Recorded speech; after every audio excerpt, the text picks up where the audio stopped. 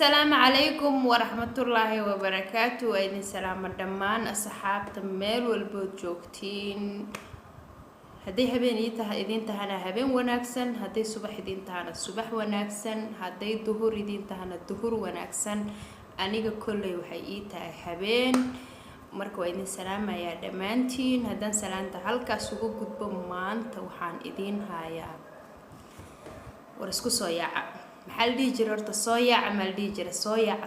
sheekaan idin hayaa maanta waxaan ku ballansanaynaa inaan idinkaga sheekeeyo sidee naftaada ku hormarin kartaa naftaada waxaad ku hormarin kartaa si walba oo naftaada ay ku hamiso inaad ku hormariso waad ku hormarin kartaa naftaada waad hormarin kartaa waa xaqiiq waxaad ku hormarin kartaa haday aad shaqaysato naftaada waa hormarin kartaa because shaqadu waxay kaaga baahan tahay dadaal shaqada lagama soo bilaabo meel cidle ah laakiin qofka bini'aadamka waa inuu dadaal muujiyo oo dadaal ku dhasho dadaal yaraantiisii ku soo fikiro soo u shaqaysan lahaa soo wax u qabsan lahaa meel u digi lahaa noqon lahaa qof isku filan yani waa inuu wax badan ka soo fikiro wuxuuna noqonayaa qoftaas qof active oo wax walba qabsado waa gartay wuxuu noqonayaa qof active oo wax walba qabsado marka waad hormar gaarsiin kartaa naftaada waadna hormarin kartaa si walba oo adiga aad u fikirtaadna ku hormarin kartaa haddaad u fikirtiin inaad gurigaaga iska joogto gurigaaga ayaad iska joogaysaa haddii aad ku fikirtiin inaad shaqaysatana waxaad ka daba tegaysaa dadka kaa horeeya adduunka waa saf waa zero saf dhexe iyo saf hore iyo saf heer sare markaas waxaad tagaysaa safka heer saraha haddii aad ku fikirto inaad naftaada hormariso laakiin ogow qof walba oo bini'aadmiya wuxuu horumar ku gaari karaa inuu nafsadiisa ka shaqaysiiyo oo qalbigiisa ka shaqaysiiyo oo noqdo qof isku filan oo active oo shaqaysanayo maskaxdiisa shiilaayo qofkaas horumar ayuu gaari karaa